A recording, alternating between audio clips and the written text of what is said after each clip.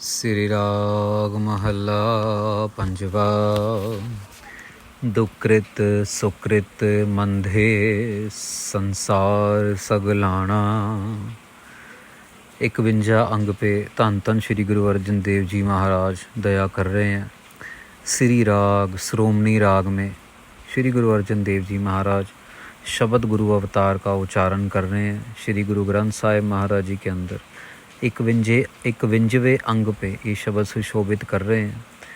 गुरु महाराज के दरबार में महाराज के पास संगत आई, महाराज को बेनती करती है, महाराज हमें समझ नहीं आता कौन सा काम अच्छा है कौन सा काम बुरा है। लोग कहते हैं घी अच्छा है ये कर लो, कुछ कहते हैं ये अच्छा है ये कर लो, ये गलत है ऐसे कर लो वैसे कर लो, पर हमें समझ नहीं आता महाराज हम क्या करें, आप कुछ समझाओ। तो महाराज कृपा करते हैं, ये शब्द उच्चारण करके संगत को समझाना चाह रहे हैं। इस शब्द के अंदर साथ संगत जी महाराज ने साधु महात्माओं का संतों का विशेष ख्याल रखते हुए महाराज ने ये शब्द उच्चारण किया है कि साधु महात्मा क्या होते हैं, कैसे होते हैं, उनके संगत में क्या हासिल हो जाता है और उनकी संगत से किस चीज़ के छुटकारे हो जाते हैं। बड़े प्यार से महाराज समझा रहे हैं। दुकृत सुकृत मंधे संसार सगलाना। महाराज कहते हैं सारा का सारा संसार है ना, या तो दुकृत में और या फिर सुकृत के अंदर ही ग्रसा हुआ है। अब दुकृत क्या है साध संगत जी? जो बुरे कर्म हैं, नुकसान करना किसी का, गाली देना किसी को, शराब पीना अपने आप के लिए एक नुकसानदायक चीज़ है, नशा करना, माँ बाप को तंग करना, बच्चों को तंग करना, गलत तरीके से धन कमाना, अपनी बीवी को, बच्चों को, अपने पति को धोखा देना, ये सब दुकृत हैं। और दूसरी तरफ है सुकृत, जो अच्छे कर्म हैं, सेवा करनी, भजन करनी, पाठ करना, सेवा के नाम पे दान पुण्य करना। महाराज कह रहे सारा का सारा संसार अच्छे और बुरे कामों के अंदर ही ग्रसित हुआ पड़ा है। यही सोच सोच के कि क्या अच्छा काम है क्या बुरा काम है। अब ये संगत हैरान हो रही है, महाराज आप दोनों ही काम कह रहे हो भी, मतलब हमें तो लगा था भी बुरा काम तो चलो बुरा होता, लेकिन आप कह रहे हो अच्छा काम भी, मतलब खचित होने वाली बात है। महाराज अगली पंक्ति बताते हैं, दुहु ते रहत भगत है कोई विरला जाना। महाराज कहते हैं इन दोनों से ऊपर उठ के है जो भक्ति करता है। साथ संगत जी जब हम अच्छा काम करते हैं तब भी हमारे मन में कोई ना कोई मनसा होती है, कोई ना कोई कामना होती है, कोई ना कोई हमारा मन जो है निष्काम नहीं होता। लेकिन परमेश्वर की भक्ति करने वाला जो भगत है ना, कोई विरला जाना, वो निष्काम भाव से भक्ति करता है। उसको कोई 2 करोड़ 10 करोड़ रुपए नहीं चाहिए, उसको कोई 10 गाड़ियाँ नहीं चाहिए, उसको भक्ति में परमेश्वर की प्राप्ति चाहिए। तो अच्छे काम करने वाले, पुण्य दान करने वाले भी ये सोच के पुण्य दान करते हैं भी मैं इतना पुण्य करूँगा, इतना दान करूँगा तो मुझे परमेश्वर और देगा, मेरी बिक्री और होगी, मेरा धंधा और चलेगा। जो गलत काम करने वाले हैं वो तो अपने आप को फंसा ही रहे हैं दलदल के अंदर। तो महाराज कहते हैं इन दोनों से ऊपर उठ के वो भगत हैं, भगत लोग हैं जो भक्ति में निष्काम भावना में अपने आप को अपने जीवन को जीने के लिए प्रेरणा दे रहे हैं। ठाकुर सर्वे समाना। महाराज कहते हैं वो परिपूर्ण परमेश्वर, वो ठाकुर जो है वो हर एक जगह समा रहा है। सर्वे समाना, हर एक जगह में वो समाया हुआ है।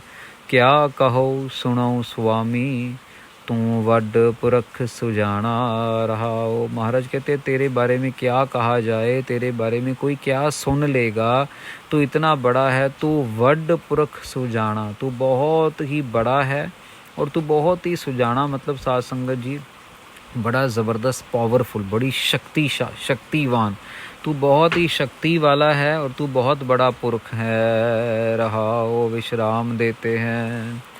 मान अभिमान मंधे सो सेवक नहीं। महाराज कहते हैं जो अभी तक सिर्फ मान और अभिमान में फंसा हुआ है ना, कि भी मेरा नाम हो जाए, मेरी बेइज्जती हो गई, मेरा कोई ये कह दिया, वो सेवक नहीं है। वो तो अपने आप के लिए जी रहा है। मान किसका हो रहा है साध संगत जी? मान तो शरीर का हो रहा है। और अभिमान किसका है? अभिमान भी शरीर का है, आत्मा का तो नहीं है। इसके ऊपर ना एक बात याद आ जाती है। एक बारी संत अतर सिंह जी मस्तवाणे वाले, उनकी ऑब्वियसली साध संगत जी उस समय इतने साधन नहीं थे। तो संत महाराज, आपने नाम तो सुना होगा मस्तवाणे वाले महापुरुषों का। महाराज के ना पैर के ऊपर सांप ने काट दिया, और वो पूरी की पूरी जो लात थी वो बिल्कुल मतलब सड़ गई, गल गई कह सकते हैं। मांस सारा काला पड़ गया, लात चले भी ना। तो डॉक्टर जब मिलने के लिए आए, गोरे डॉक्टर थे उस टाइम पे, डॉक्टर मिलने के लिए आए महापुरुषों को, तो देखने के लिए आए महापुरुषों को। कहते महापुरुषों ये तो मतलब पूरी हाहाकार मच गई वहाँ पे भी, सांप काट गया, सांप काट गया। तो महापुरुषों के पास जब आए, संगत और भी आई, तो जब ये महापुरुष आए तो महापुरुषों ने पूछा कि महापुरुषों दर्द तो बहुत हो रहा होगा, अंदर से पूरा काला पड़ गया ये। तो महापुरुष कहते कि बड़े प्यार से मुस्कुरा के कहते, हाँ डॉक्टर साहब दर्द तो हो रहा है, पर शरीर को हो रहा है, मैं तो सिर्फ देख रहा हूँ, मुझे महसूस नहीं हो रहा। तो डॉक्टर को समझ नहीं आई बात।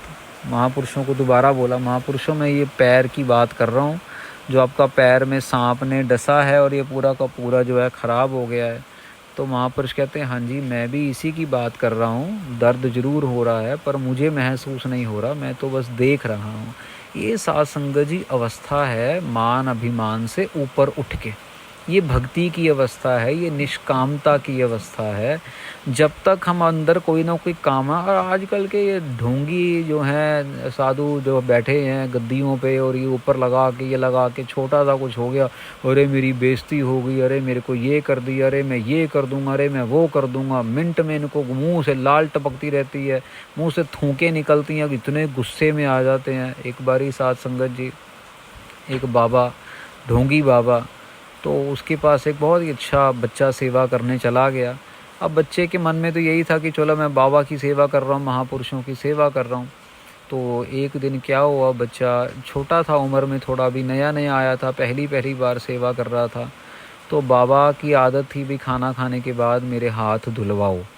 तो ये तो ऐसा ही होता ना कि अपना तो टुकड़ा तोड़ना नहीं, इनको तो हाथ भी बैठे बैठे ही धोने हैं।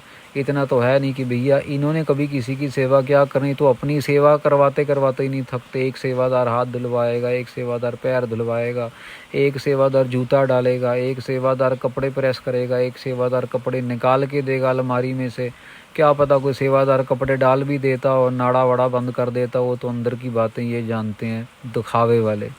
इन्होंने सेवा किसी की क्या करनी है, तो सेवा करते टाइम भी ये फ़ोटो खिंचवा लेंगे और फिर इंटरनेट पे डाल के अपने आप को बहुत बड़ा बाबा बनाएंगे, मैंने इतनी सेवा कर दी। किसी से पूछ लो जपजी साहब सुना दो, किसी से पूछ लो जाप साहिब सुना दो, कुछ नहीं आता होगा, कभी पढ़ा ही नहीं है ज़िंदगी में, तो आता कहाँ होगा। तो साध संगत जी जो ढोंगी हैं उनकी तो चलो बात ही अलग है। तो ये सेवादार बेचारा सेवा कर रहा था, नया नया आया था, हाथ धुलवा रहा था। तो हाथ धुलवाने के लिए जो बर्तन में वो होता ना फ्लास्क में पानी, वो किसी और सेवादार ने भरा था और फ्लास्क में पानी था गरम। ये बेचारे नए सेवादार को पता नहीं था और इसने पानी डाल दिया। तो बाबा जी के हाथ पे जब पानी डाला तो पानी थोड़ा गर्म होगा, अक्सर सर्दियों के दिनों में पंजाब में आपको पता है। अरे बाबा को इतना गुस्सा आ गया, उठा के पटक के वही जिस प्लेट में हाथ धुलवा रहा था, प्लेट उठा के अपने सेवादार के मुंह पे मारी, गरम गरम पानी जो था उसके ऊपर फेंका। जो गाली गलौज, तेरे को सब नहीं आती, तेरे को ये नहीं, तेरे को वो नहीं, बाहर निकल जाए यहाँ से, गर्म पानी से तो मेरे को जलाना चाहता, ये करना। अरे कहाँ के यार बाबा, तुम कहाँ के बाबा, इतनी सी बात पे तुम्हारा इतना अभिमान, इतना अहंकार हो गया। एक तो वो बेचारा तुम्हारी सेवा कर रहा है और ऊपर से तुम इतना उबल रहे हो, तुम्हारे अंदर संतोख कहाँ गया। महाराज तो कहते हैं साधु महात्मा संतोख से भरे होते हैं। तो साध संगत जी ये बातें निष्काम भक्ति के बाद ये बातें मन में आती हैं। जब तक कामना है ना कि मैंने बाहर जाना है, मैंने इंग्लैंड जाना है, मैंने कनाडा जाना है, मैं ये जैकेट ले लूँ, मैं वो जूते ले लूँ, 10,000 के ले लूँ, 20,000 की जैकेट ले लूँ, मैं ये कर लूँ, मुझे ये फ़ोन चाहिए, मुझे ये टेबलेट, जब तक चीज़ों के अंदर, पदार्थों के अंदर मन फंसा है तब तक हम फंसे ही हुए हैं। तत्समदर्शी संत हो कोई कोट मंदाही। महाराज कहते हैं तत्व समदर्शी, जो तत्व बेता है ना, जो तत्व को जानता है, जो सच्चाई के साथ जुड़ा है, जिसके अंदर समदृष्टि है, जो ये नहीं कि अगर किसी के पास पैसे हैं तो उसको ज़्यादा वाह लल्लो पच्चो करी जाए और जो गरीब आदमी है उसको अपने नज़दीक भी ना आने दे।